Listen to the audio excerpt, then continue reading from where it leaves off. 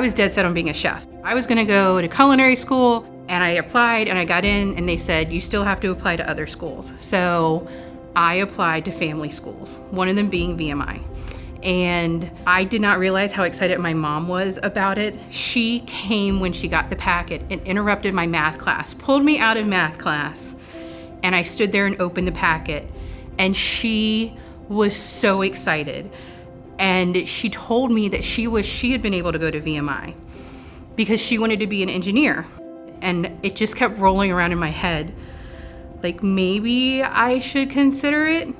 And then one of my classmates told me he got into VMI. And I looked at him and I said, oh, you did? I said, I did too. And he turned his head and he goes, you at VMI, you wouldn't last the first week. And in my brain, I was like, is that a challenge?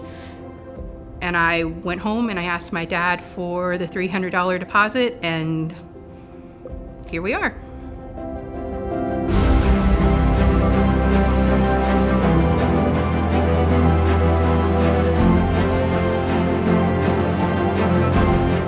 After VMI, I did get accepted to the Culinary Institute of America in New York, and I had an amazing 2 years there, and I graduated with an associate's degree in culinary arts. The Culinary Institute of America opened a campus in San Antonio, Texas, where I was, and so I applied there and I got a job as a manager in training. Then I went to be a sous chef of a restaurant that was opening, and then I started my own food truck, which I have brought here to VMI.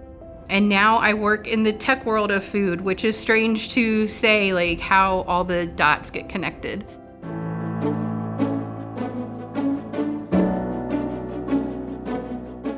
One of the really great things that I got to do while I had the food truck is I got to cater some of the rat send-offs. And so I did 2 or 3 in the Charlottesville area, and one was hosted at George Inge's house, who's class of 91. And he called me about 10 months after I stopped with the truck, and he's like, hey, I have this idea for specialty foods being sold in an online website. And I was like, okay, I'll be glad to help from the chef side. And over the past 4 years, it's developed into a real working site where you can come and buy food online. And we brought on Guy Conte, whose class is 75, about 1.5 years ago. And so, that VMI network, it's everywhere. Just by meeting another VMI grad, you have this instant connection, you have this instant understanding. And when I do mentor incoming rats or anybody interested in VMI, I do try to tell my story so that they understand, even if you think that you're going into an industry that doesn't have anything to do with the VMI network, guarantee you there's somebody that's around that can help you.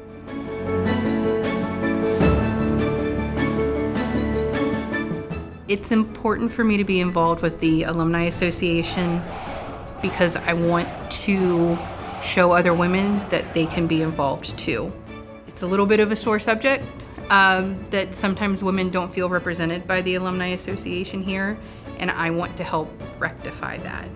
I want to show girls who are in school that this is another option to think about, that VMI isn't just for males, it is for females.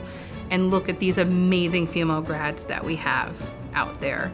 And it is so empowering for me to be able to share that with others and to say, look at these women that you could be around, you could join us and be a VMI grad too. I would like to be remembered in the VMI community as somebody who gave back in time and spirit, somebody who's really proud to be a VMI grad and who is a constant ambassador for the school. I just love what VMI gave to me, and being able to give it back is one of the most important things.